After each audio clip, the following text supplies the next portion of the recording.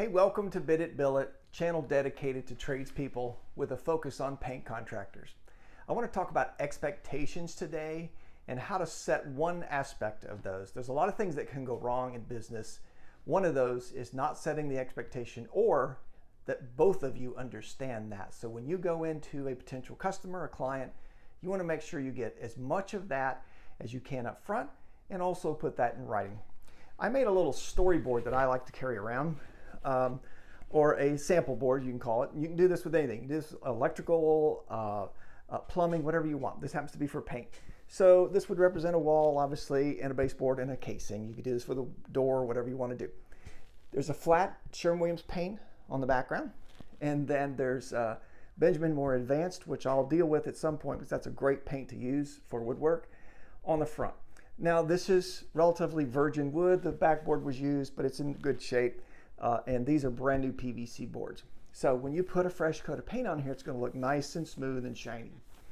The expectation part of that is if you're walking into an older home, 40, 50-year-old home, and it's been painted 10 to 20 times, and there's dents and dings and trash in the paint, if you paint over that, it's going to look the same with just fresh paint on it.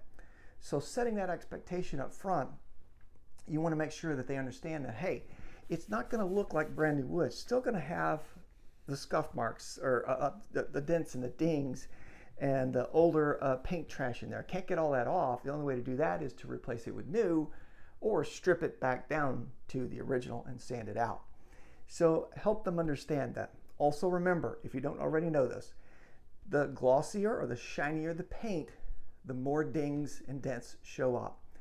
So if you go in and put gloss paint on a patched wall, it's going to accentuate that patch even more.